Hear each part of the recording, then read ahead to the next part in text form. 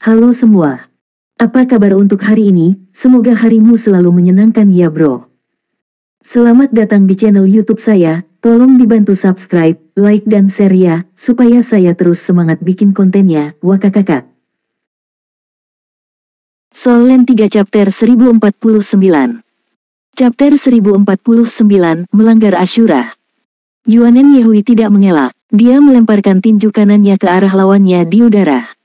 Raja Ashura mendengus. Cakar tajamnya turun sedikit. Sepasang cakar singa darahnya sangat tajam. Mereka membawa banyak momentum dan memiliki kekuatan yang luar biasa. Dia mencakar langsung ke tangan Yuanen Yehui. Gambar pertempuran berikutnya langsung muncul di benaknya. Dia akan melumpuhkan lengan lawannya dengan cakar terlebih dahulu, dan kemudian turun dari langit. Dia akan membuka baju besi tempur lawannya dengan serangan beruntun dan mencakar kaki lawannya, akhirnya mencabik-cabiknya. Namun, saat pikiran ini melintas di benaknya, dia menyadari ada sesuatu yang salah. Ketika Yuanen Yehui melontarkan pukulannya, lingkungan mereka tiba-tiba menjadi sangat sunyi. Udara menderu tiba-tiba menghilang, seolah-olah udara itu sendiri telah membeku. Tak lama setelah itu, dia dengan jelas melihat cakarnya sendiri mengenai lengan lawannya, tapi dia tidak merasakan dampak selanjutnya.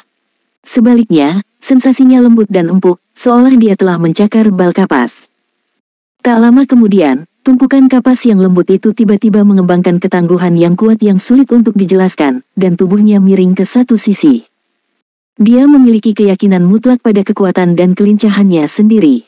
Dia juga tahu bahwa Yuanen Yehui dikenal karena kekuatannya. Namun, dia tidak berpikir bahwa dia akan kalah dalam pertandingan antara tinju dan cakar. Yang lebih membuatnya bingung adalah pukulan yang tampaknya lugas itu bertindak seperti pusaran yang menarik tubuhnya sehingga sulit baginya untuk mengendalikan tubuhnya. Dari tinju Yuanen Yehui, datanglah kekuatan hisap berputar-putar yang aneh. Kekuatan di balik serangan cakarnya telah langsung berkurang setengahnya.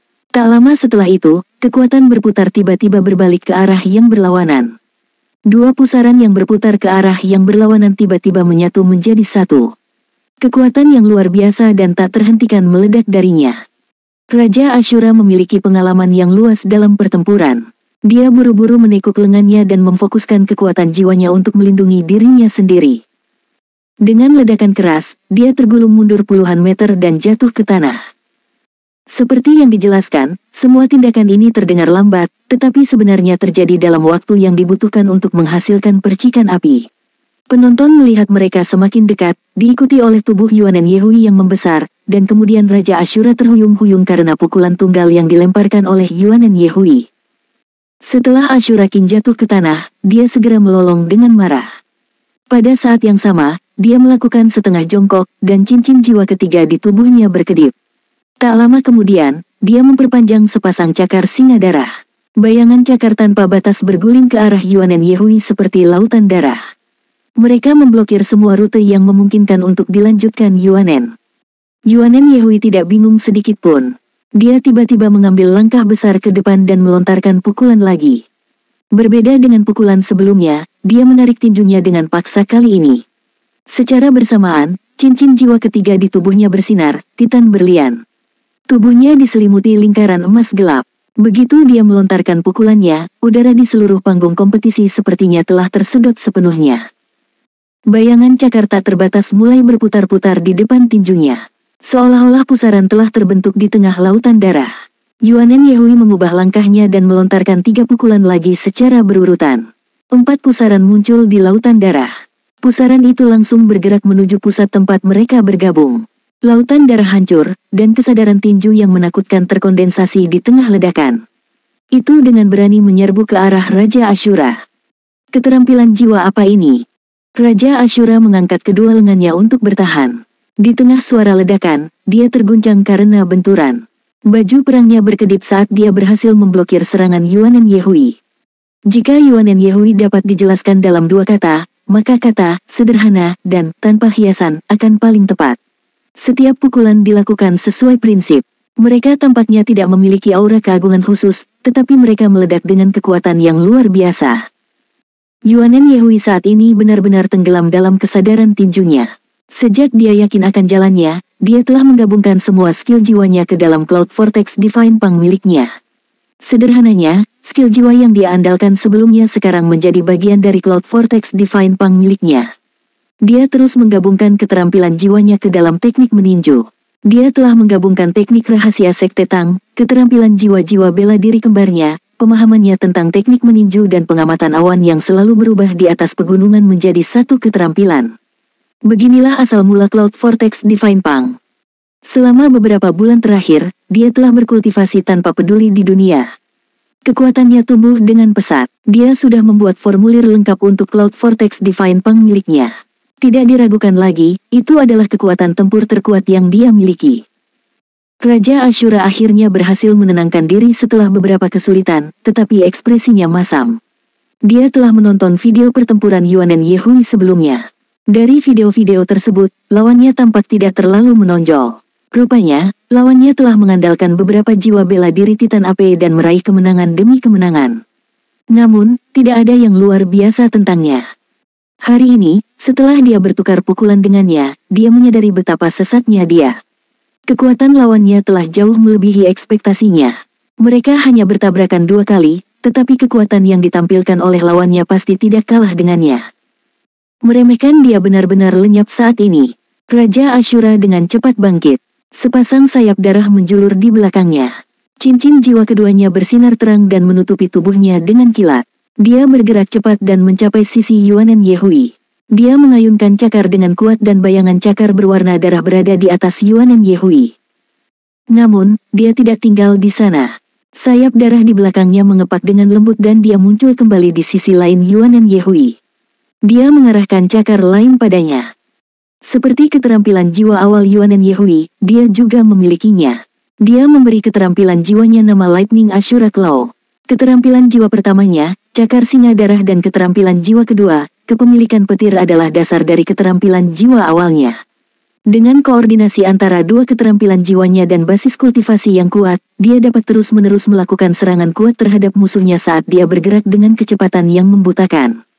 Dengan kekuatan ofensif Master Jiwa Pertempuran Sistem Penyerangan dan kecepatan Sistem Ketangkasan Pertempuran Jiwa Master, ia telah mengalahkan musuh kuat yang tak terhitung jumlahnya dengan Lightning Ashura Claw-nya.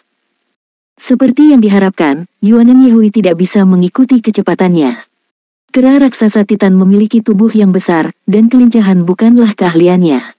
Dia melepaskan jalur membingungkan bayangan hantu saat dia menghindari serangan Raja Ashura beberapa kali. Namun demikian, dia sepertinya berada di sudut yang sempit. Yuanen Yehui tidak memukul dengan pukulan. Dia mencoba yang terbaik untuk menghindari serangan itu dengan cepat. Dalam waktu singkat, berbagai tanda goresan muncul di baju perangnya. Lawannya bergerak terlalu cepat. Meskipun dia masih berhasil menahan serangan itu menjadi lebih sulit baginya seiring berjalannya waktu. Raja Ashura seperti kilat berwarna darah. Dia mengitari Yuanen Yehui terus-menerus, saat dia perlahan memakainya untuk menemukan kekurangannya yang fatal. Raja Ashura sama sekali tidak khawatir Yuanen Yehui akan melepaskan keterampilan jiwa yang lebih kuat. Jika itu masalahnya, dia berharap bisa menyaksikan skenario seperti itu. Semakin kuat skill jiwa, semakin banyak kekuatan jiwa yang dikonsumsi.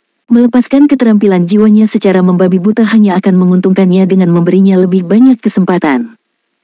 Jelas, Yuanen Yehui mengetahui hal ini juga. Itulah mengapa dia tidak melepaskan lebih banyak keterampilan jiwa. Dia menghadapi serangannya dengan Ghost Shadow Perplexing Track dan menjaga tinjunya di sisinya. Meskipun Ashura King meledak dengan cahaya haus darah, dia saat ini sangat tenang. Yuanen Yehui tampaknya berada di posisi yang sulit, tetapi dia tidak bingung. Dia menghadapi lawannya dengan sikap yang sama tenangnya. Keuntungan yang dia peroleh tidak sejelas yang terlihat. Namun, dia tidak percaya bahwa Yuanen Yehui bisa terus seperti ini, terus menangkis serangannya sambil terus mengkonsumsi kekuatan jiwanya. Ini jelas menguntungkan baginya. Semua yang dia lepaskan adalah keterampilan jiwa pertama dan keduanya. Meskipun Titan Berlian Yuanen Yehui memiliki pertahanan yang baik, konsumsi kekuatan jiwanya jelas lebih tinggi. Tiba-tiba, lutut Yuanen Yehui tertekuk dan titik lemah muncul di bawah ketiaknya. Mata Raja Ashura terfokus saat dia bersiap untuk menyerang. Dia baru saja meregangkan cakar singa darahnya ketika dia berhenti, dan tiba-tiba melompat ke langit. Dia tidak memilih untuk menyerang titik lemah yang muncul. Sebaliknya, dia memilih untuk menyerang kepala Yuanen Yehui. Aku tidak akan sebodoh itu sampai terjebak pada trik sederhana seperti kesalahan yang terbuka. Namun, pada saat ini, Yuanen Yehui yang terhuyung-huyung melontarkan pukulan. Pukulannya ditujukan pada udara. Yang pasti, itu udara. Tatapan Ashura King langsung membeku. Dia tiba-tiba menemukan bahwa udara di sekitarnya memiliki kekuatan isap yang sangat menakutkan. Yuanen Yehui telah melakukan pukulan kanan yang mengenai udara sedangkan tangan kirinya melakukan gerakan menekan ke bawah. Kekuatan mengerikan yang sulit untuk digambarkan tiba-tiba meledak dari tubuhnya. Cincin jiwa keempatnya juga bersinar. Titan Iblis. Tak lama setelah itu, cincin jiwa keenamnya menyala. Raja Ashura merasa kulit kepalanya mati rasa. Sebagai orang suci jiwa, dia akan memiliki firasat setiap kali ada bahaya. Dia selalu percaya pada intuisinya. Tanpa ragu, dia melepaskan cincin jiwa ketujuh.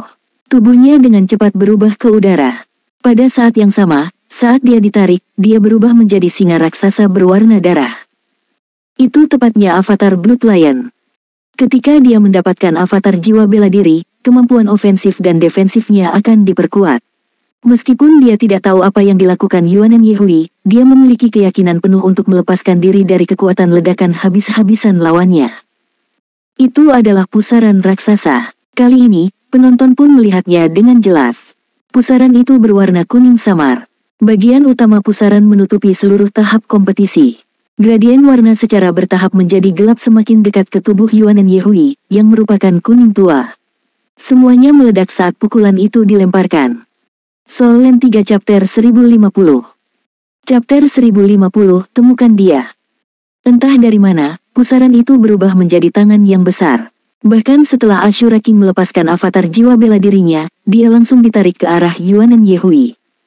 Seolah-olah Raja Ashura menabrak pukulan Yuanen Yehui atas kemauannya sendiri. Pukulan itu mengenai avatar Blood Lion di bahu. Itu adalah pukulan diam-diam. Tidak ada ledakan dan tidak ada yang dikirim terbang. Namun, dalam sekejap, Ashura King merasa jeroannya gelisah. Kemudian, dia melihat bayangan tinju itu. Tubuh Yuanen Yehui berubah menjadi ilusi dalam sekejap. Tubuhnya yang awalnya bergerak lambat bergerak seperti kupu-kupu yang terbang melintasi hamparan bunga. Bayangan tinju itu menyelimuti segalanya dan langsung menutupi avatar Blood Lion dari kepala hingga ekor. Sosok itu melesat melewati satu sama lain. Suara mendengung yang aneh datang dari tubuh Ashura King. Tak lama setelah itu, avatar Blood Lion miliknya hancur. Anggota tubuh yang terputus menutupi langit, dan kabut berdarah menyebar kemana-mana. Hal yang aneh adalah, dengan kabut darah berlama-lama di udara, gumpalan darah telah berubah menjadi pusaran. Ukurannya bervariasi, tetapi mereka tetap di udara dan tidak menyebar. Mereka baru turun ke panggung kompetisi setelah beberapa detik. Ini. Para komentator tidak tahu bagaimana harus bereaksi. Itu karena mereka sendiri tidak mengerti bagaimana hasil dari pertandingan ini diputuskan. Yuanen Yehui jatuh dengan ringan ke tanah. Tubuhnya menyusut, dan dia mendapatkan kembali penampilan normalnya. Tinjunya tidak lagi besar. Mereka bahkan tampak kecil dan halus. Namun, pada saat ini, siapa yang berani meremehkan tinjunya? Ratu Tinju, Fish Queen. Tidak ada yang tahu siapa yang memulai sorakan itu. Tak lama kemudian, moniker menyebar ke seluruh tahap kompetisi. Sejak saat itu, Yuanen Yehui dikenal dengan julukan tersebut. Dia salah satu dari 8 besar. Aliran gambar yang terus-menerus berkedip-kedip di mata Yuanen Yehui. Dia memutar ulang adegan pertempuran dalam pikirannya. Jelas tidak mudah untuk mengalahkan Ashura King. Itu terutama benar karena dia tidak menggunakan jiwa bela diri keduanya. Ini adalah pertama kalinya Cloud Vortex Divine Pang-nya menghadapi lawan yang begitu kuat. Dia bahkan tidak bertarung dengan pemenang kelompoknya. Dia berada di titik penting dalam kultivasi Cloud Vortex Divine Pang miliknya, dan dia telah melewatkan kompetisi. Secara alami, cacat yang dia ungkapkan dilakukan dengan sengaja. Namun, itu adalah kelemahan nyata dalam pertahanannya. Peperangan psikologis yang dia pelajari di Pulau Iblis sangat berguna dalam pertempuran yang sebenarnya. Dia tahu bahwa lawan yang memiliki pengalaman yang kaya dalam pertempuran tidak akan mudah jatuh ke celah yang begitu jelas. Justru itulah alasan dia jatuh ke dalam perangkapnya. Target serangan yang diubah pada menit terakhir telah memperlambat kecepatan menyerang Ashura King untuk sekejap. Dia telah menyimpan kekuatannya saat dia menghindari serangannya. Dia memanfaatkan kesempatan ini dan melepaskannya. Kerja sama dari Devil Titan dan Cloud Vortex Divine Pang sepenuhnya mengontrol aliran udara di sekitar mereka. Dengan tambahan skill jiwa keenamnya, Titan, Es Grip, yang dikombinasikan dengan Cloud Vortex Divine Pang, dia dengan paksa menarik lawannya ke arahnya. Selama momen singkat itu, dia kehilangan kendali atas dirinya sendiri. Yang terjadi selanjutnya adalah serangkaian ledakan. Itu adalah poin krusial yang mengarah pada kemenangannya. Selama lawannya berada dalam jarak tertentu darinya, dia tidak akan terkalahkan. Yuanen Yehui mengepalkan tinjunya dengan erat. Saat ini, siluet yang dia gambarkan di kepalanya adalah orang yang berbeda. Orang itu tertutup sisi kemas dan memiliki sepasang cakar juga. Jika dia bisa mengalahkannya, dia akan dianggap tak terkalahkan dalam pertarungan jarak dekat di antara barisannya. Kapten, apakah Anda sudah memasuki perempat final? Tang Wulin menghabiskan koin federasi untuk menonton pemutaran ulang setiap pertandingan dari 16 kontestan teratas. Dia memberi perhatian ekstra pada pertandingan Yuanen Yehui dan Ye Xinglan. Saat ini, dia dipenuhi dengan kegembiraan dan kekaguman. Dia bukan satu-satunya yang meningkat. Meskipun dia bergerak maju dengan kecepatan tinggi, kecepatan rekan-rekannya meningkat juga tidak lambat. Yuanen, Xinglan, kalian berdua hebat. Mari bekerja keras bersama. Dia tidak menghubungi mereka berdua. Setelah pertempuran di level seperti itu, mereka perlu merasakan tubuh mereka untuk terus meningkatkan diri dalam pertempuran yang sebenarnya. Ini adalah metode budidaya unik Akademi Shrek selama ini. Setiap lawan di final lebih kuat dari yang sebelumnya. Peningkatan Ye Xinglan sudah luar biasa, tetapi dia masih kalah dari Gale Saber Dimensi Majinchi. Berbekal saber soul dari Sol Douluo 8 cincin, lawan seperti itu sudah cukup untuk mengancamnya.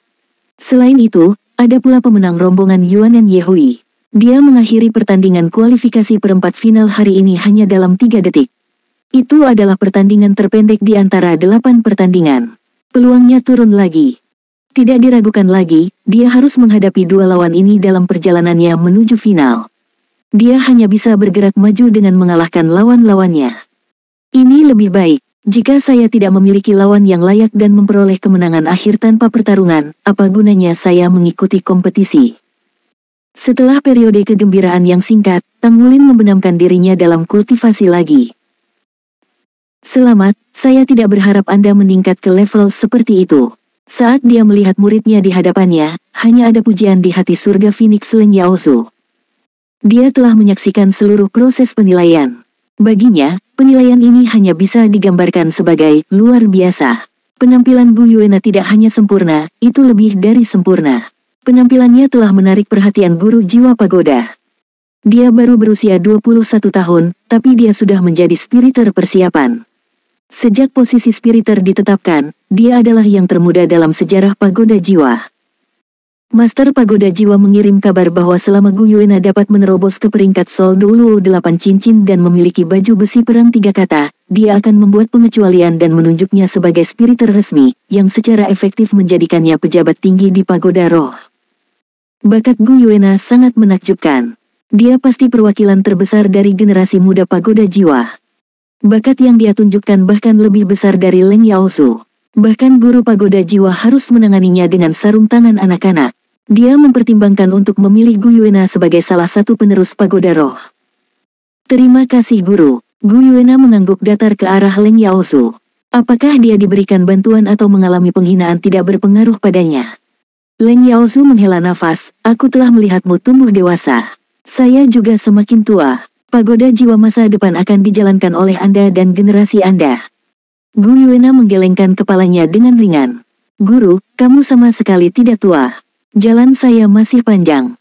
Leng Yaosu tersenyum tipis. Kata siapa? Dengan basis kultivasi 7 cincin Anda, meskipun Anda berdua tidak menggunakan armor perang Anda hampir mengalahkan judul Douluo sambil menekannya sepanjang pertempuran. Jika ini dianggap masih jauh, maka kami, orang-orang tua, tidak akan bisa menyamai keahlian Anda lagi. Cara saya melihatnya ketika Anda mencapai peringkat judul Douluo, saya bahkan tidak tahu seberapa kuat Anda. Oh ya, kekuatan spiritual Anda seharusnya sudah berada di domain roh, bukan? Jika tidak, Anda tidak akan bisa memanggil elemen sejauh itu. Gu Yuena mengangguk ringan. Mata Leng Yaosu bersinar terang. Bagus. Anda pasti lelah, pergi dan istirahat. Ini adalah keputusan yang tepat bagi Anda untuk tidak berpartisipasi dalam tantangan jaringan pertempuran bintang Do Federal. Dengan kemampuan Anda, lebih baik menyembunyikannya untuk saat ini. Ketika basis kultivasi Anda telah mencapai peringkat judul Duoluo, saat itulah Anda akan mengejutkan benua. Dia mengucapkan selamat tinggal kepada gurunya. Gu Yuena diam-diam kembali ke kamarnya yang terletak di lantai atas markas pagoda roh. Dia menutup pintu dan ekspresinya menjadi dingin juga. Dia berjalan perlahan ke jendela dan mengalihkan pandangannya ke arah yang jauh. Dari kamarnya, dia bisa melihat di mana kota Shrek dulu. Secara alami, kota Shrek tidak ada dalam bidang penglihatannya, bahkan puing-puing pun tidak tertinggal. Sejak itu dihancurkan oleh amunisi jiwa tetap peringkat 12, dan gempa susulan dari ledakan telah mereda, air bawah tanah telah merembes keluar secara bertahap. Tempat kota Shrek dulu berdiri sekarang menjadi danau besar tempat hamparan asap berlama-lama. Hampir tidak ada jejak Akademi Shrek yang bisa dilihat. Dia akan kembali cepat atau lambat, gumamnya pada dirinya sendiri. Tentu saja, dia pasti akan kembali, terdengar suara lembut lainnya. Mari kita lihat kompetisinya. Aku ingin tahu bagaimana jodohnya sekarang. Suara Na-Er dipenuhi dengan sedikit kecemasan.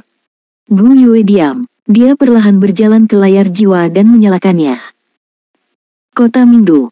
Di dalam villa besar di pinggiran kota, beberapa orang duduk di ruang tamu.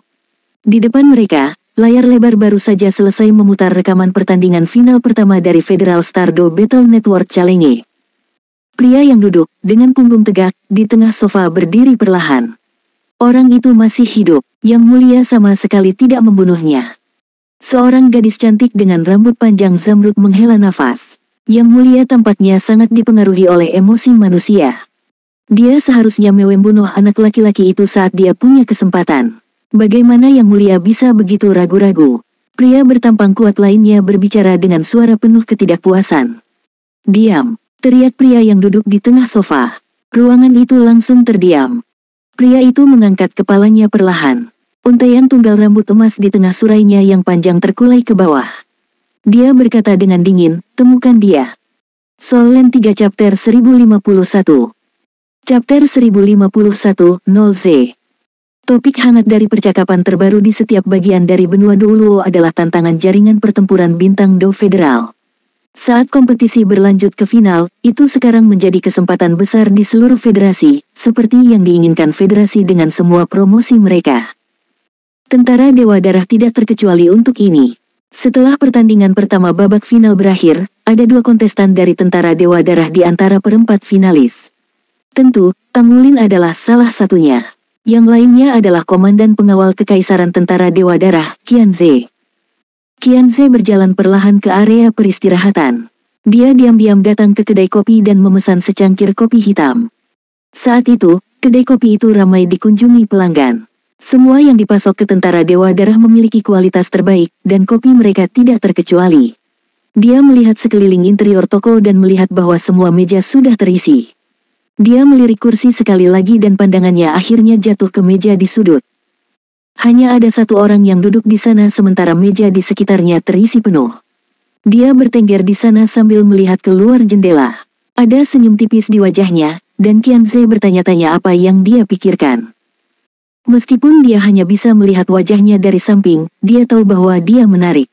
Dia memiliki wajah yang tampan dan kulit yang berkilau. Tidaklah berlebihan untuk menggambarkan kulitnya sejelas batu giok. Dengan penglihatan Qianze, dia bisa melihat dengan jelas setiap detail. Pria muda itu memiliki bulu mata yang panjang, cukup panjang untuk membuat iri kebanyakan gadis. Matanya besar dan cerah. Dia memiliki senyum tipis di wajahnya yang tampan yang membuatnya terlihat lebih muda. Namun, yang benar-benar menarik perhatian Qianze adalah pangkat militer yang menghiasi bahunya. Bintang seorang jenderal bersinar terang dengan cahaya keemasan. Seorang jenderal besar. Jenderal besar yang begitu muda. Mungkinkah itu dia? Qianze pernah mendengar tentang dia sebelumnya. Akhir-akhir ini, namanya dikenal oleh kebanyakan orang di Tentara Dewa Darah. Di meja di sekelilingnya, setidaknya setengah dari perwira wanita berpangkat letnan kolonel dan di atasnya duduk. Adapun para perwira dengan pangkat lebih rendah, dia menilai bukan karena mereka tidak mau datang, tetapi mereka merasa tidak punya hak untuk duduk di sana. Qianze sedikit menyipitkan matanya dan melangkah mendekat. Sejak dia datang ke sini untuk minum kopi dengan Long Yuxue, Tangulin menemukan bahwa dia menyukai cairan hitam pahit yang beraroma kaya. Dia menyukai sensasi diselimuti aroma itu. Di luar gedung ada tanah es yang tertutup salju. Dia memegang secangkir kopi panas mendidih dan menyeruputnya perlahan. Belakangan ini, inilah satu-satunya sumber kesenangannya di sini.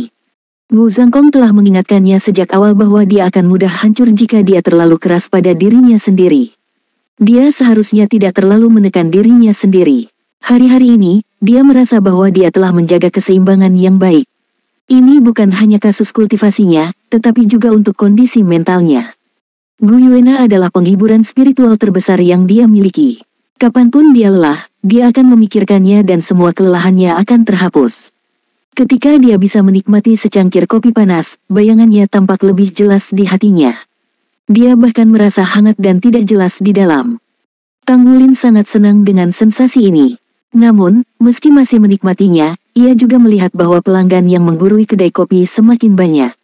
Meski begitu, semua orang tampaknya telah mencapai kesepakatan yang tidak biasa secara diam-diam. Meja di dekat jendela di sudut akan selalu dibiarkan kosong untuknya. "Petugas senior, bolehkah saya duduk di sini?" Terdengar suara yang tidak dikenal. Tang Wulin mengangkat kepalanya untuk melihat. Dia melihat seorang perwira militer bertubuh ramping yang tampak berusia 30-an berdiri di hadapannya. Bahunya dihiasi dengan pangkat seorang kolonel senior. Dia tidak terlalu tampan, dan matanya agak panjang dan sipit. Namun, wajahnya yang dicukur bersih dengan ciri-cirinya yang dipahat meninggalkan kesan yang dalam di benak mereka yang bertemu dengannya. Tentu saja, Tang Wulin memberi isyarat untuk mengundang. Qianze duduk dan secara naluriah melihat cangkir kopi di tangan Tang Wulin. "Kopi hitam, dia suka kopi yang sama denganku." Tang Wulin terus menatap keluar jendela. Hiruk-pikuk di kedai kopi tampaknya tidak memengaruhi suasana hatinya yang baik sedikit pun.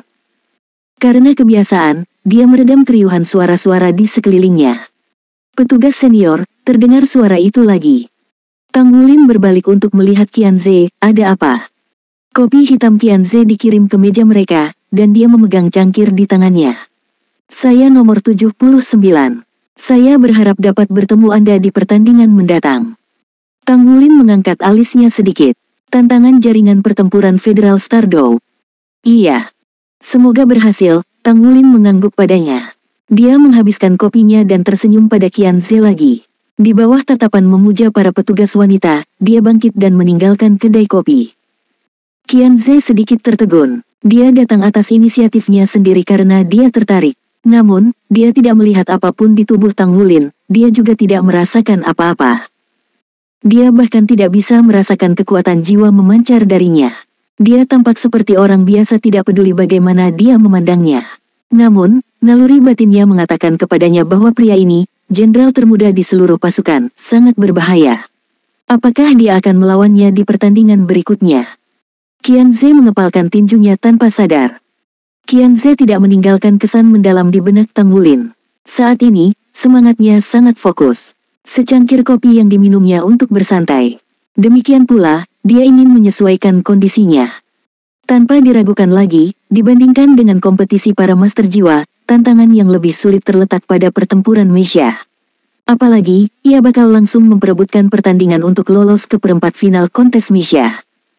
Dia memasuki Stardow Cabin dan terhubung ke Battle Network. Nomor 33 berubah menjadi nomor 66. Seperti sebelumnya, staf dalam jaringan pertempuran membimbingnya. Mirip dengan kompetisi solo, tubuhnya bersinar dengan cahaya keemasan. Di pertandingan final kontes grup, dia diberi gelar Spear King. Di sisi lain, Ling Wuyue kalah telak di pertandingan terakhir grup. Dia melanjutkan ke tahap berikutnya sebagai runner-up grupnya. Ling Wuyue telah membuktikan bahwa dia benar-benar Master Meisha paling luar biasa di ketentaraan. Mereka adalah satu-satunya yang berhasil melaju ke babak berikutnya. Mereka berasal dari divisi zona yang sama. Sesuai aturan internal, mereka tidak akan bertemu di pertandingan pertama babak penyisihan. Dia bertanya-tanya apakah Ling Wuyue akan bisa menang kali ini. Dibandingkan dengan dia, tidak diragukan lagi bahwa keterampilan kontrol Ling Wuyue lebih kuat, tetapi jiwa bela dirinya masih sedikit lebih lemah. Dia memilih Meisha, dan senjata pilihannya masih tombak. Saat dia melihat tombak di tangan Meisha-nya, Tang Wulin tidak bisa menahan nafas dalam hati. Pada akhirnya, dia ditakdirkan untuk bertarung dalam pertempuran jarak dekat. Dia ingin memilih senjata jarak jauh sebagai senjata utama Meisha, tapi setelah dia menguasai 1000 jari menuduh, dia telah kehilangan semua minat dalam serangan jarak jauh.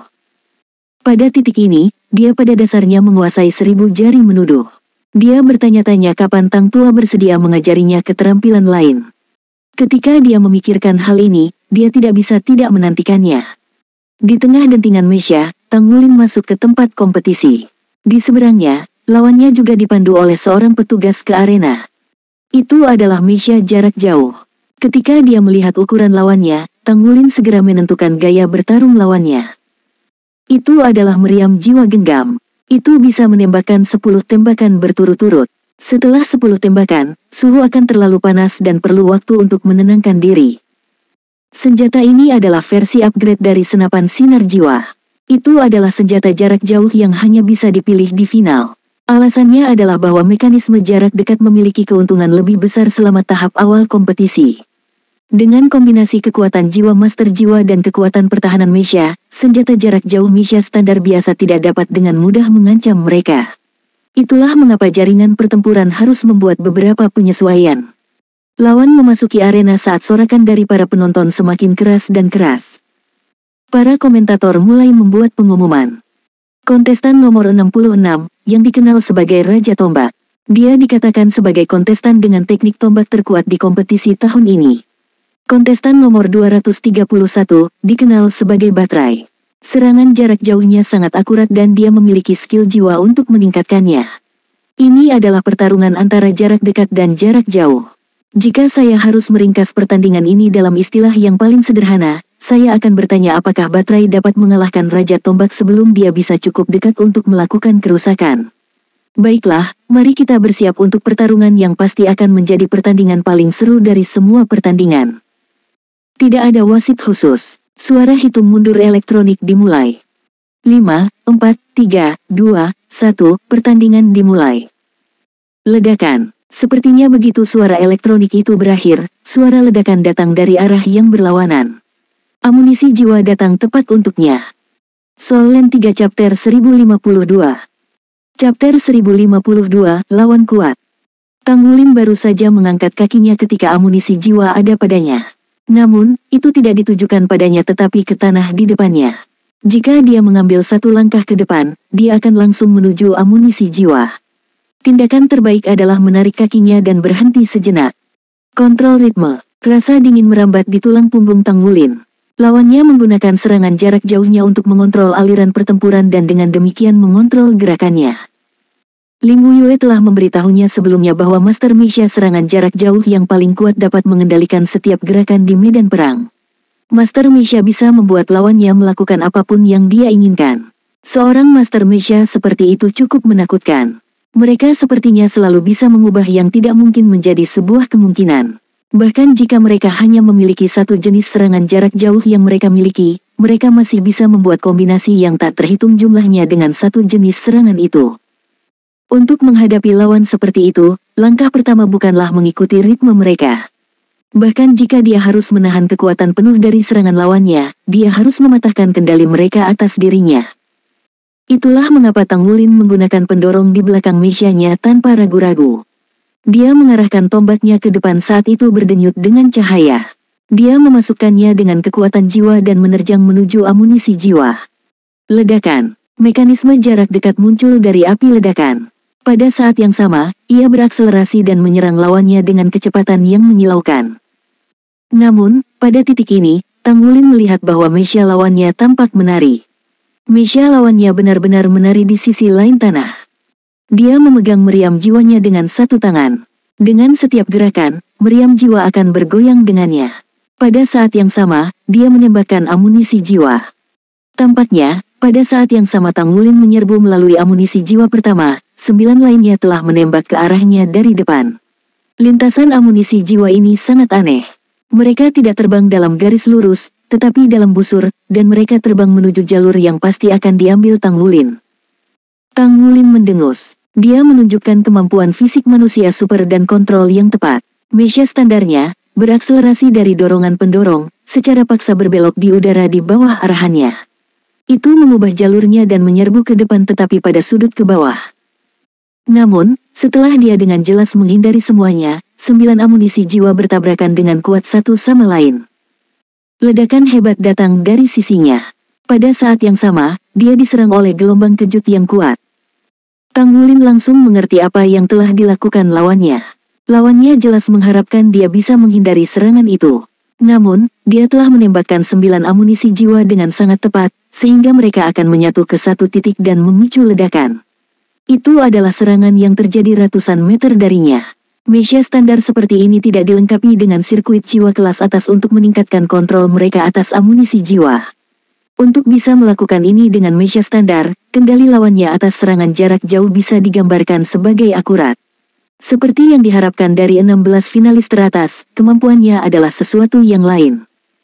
Semua pikiran ini telah melintas di benaknya dalam sekejap mata.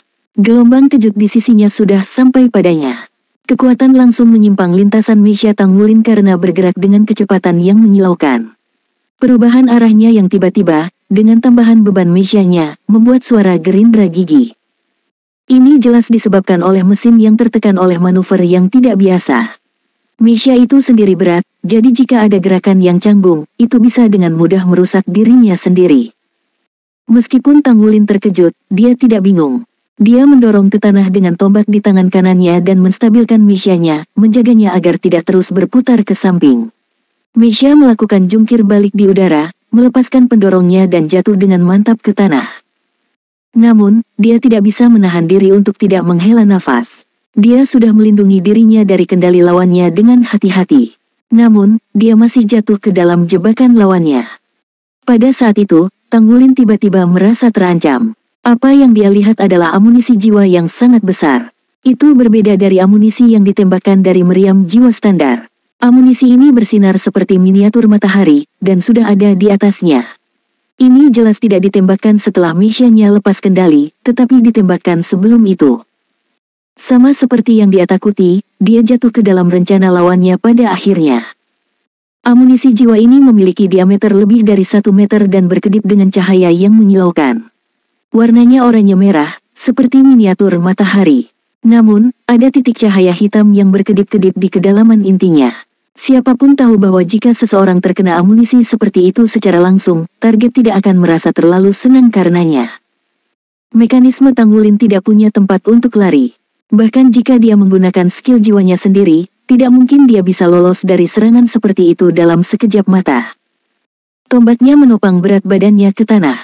Dia bahkan tidak memiliki senjata untuk memblokir serangan itu. Pada saat kritis, Tang Wulin melakukan tindakan balasan yang tidak diharapkan orang lain. Dia menarik tombaknya dari tanah. Dia membiarkan mecha yang baru-baru ini distabilkan untuk berputar ke belakang dan berhasil menghindari terkena amunisi jiwa secara langsung. Pada saat yang sama, dia mengayunkan kakinya ke atas. Ledakan yang dalam meredam suara raungan naga yang nyaring. Tanaman merambat Kaisar Blue Silver melonjak seperti segerombolan lebah dan menutupi kaki mecha jarak dekat. Dengan bayangan emas, mereka langsung mencambuk amunisi jiwa. Ledakan. Mecha jarak dekat dikirim terbang ke samping dari ledakan yang intens. Itu telah membuat jarak antara dia dan lawannya. Mekanisme huru-hara sepertinya berada di tempat yang sempit. Namun, Tang Wulin mengendalikan mechanya untuk memukul tanah 2 kali dengan gerakan berurutan. Dia akhirnya berhasil menstabilkan tubuhnya sendiri dan jatuh ke tanah sekali lagi. Naga emas mengibaskan ekor. Itu adalah salah satu dari 6 gerakan pertama dari naga emas 9 gerakan. Di seberangnya, nomor 231, yang memiliki julukan baterai, mau tidak mau berseru dengan penyesalan karena tidak mendaratkan serangan. Amunisi jiwa yang baru saja dia tembakkan adalah keterampilan jiwanya sendiri. Itu memiliki kekuatan menyerang yang sangat kuat dan namanya adalah Black Sun. Namun, dia tidak pernah menyangka Tang Wulin dapat memblokir keterampilan jiwanya sedemikian rupa. Mechanya bahkan tidak menerima banyak kerusakan. Pertempuran mecha tidak dimenangkan dengan membunuh lawan Anda. Selama Anda bisa menghancurkan mecha lawan Anda, itu akan menjadi kemenangan Anda. Bagaimanapun, ini bukanlah pertarungan yang sebenarnya.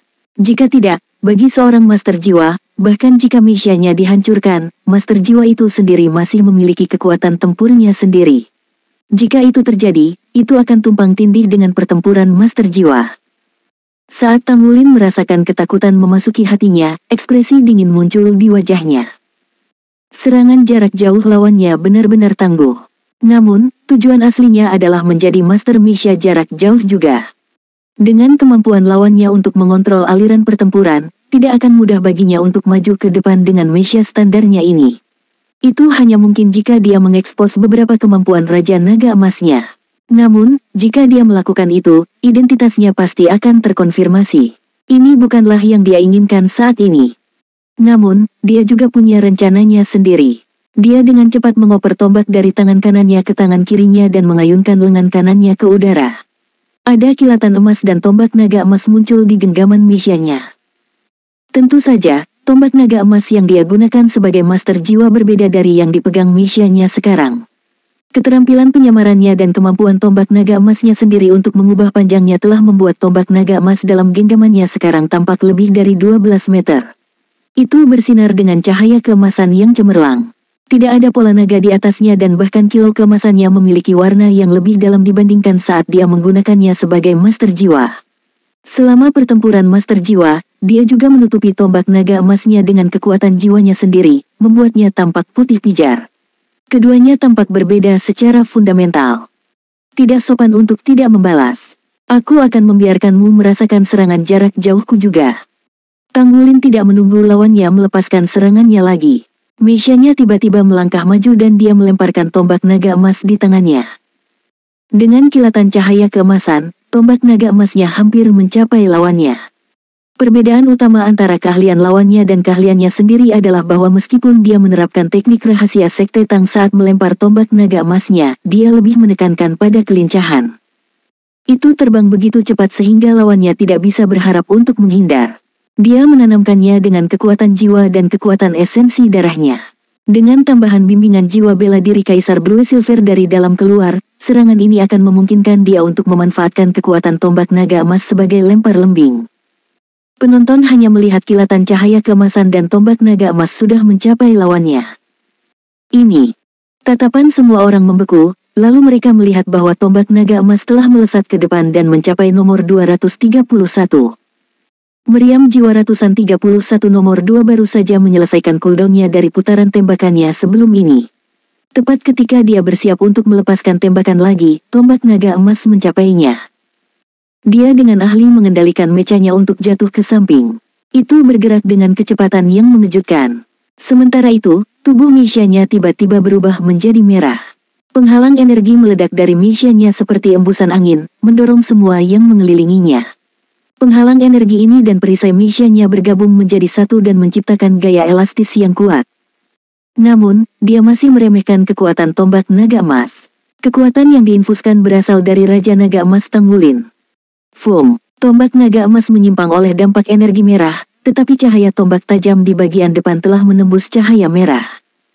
Untungnya, dengan manuver pertahanan itu, Mesya miliknya terhindar dari kerusakan di bagian vitalnya. Namun, tombak naga emas masih menembus bahunya dan melewatinya. Jika ini adalah tubuh manusia, hasil terbaik setelah ditusuk oleh tombak naga emas adalah korbannya akan menjadi cacat. Untungnya, itu adalah Mesya, jadi tidak ada energi untuk dimakan. Meski begitu, nomor 231 masih berkeringat dingin. Begitu cepat, sangat kuat.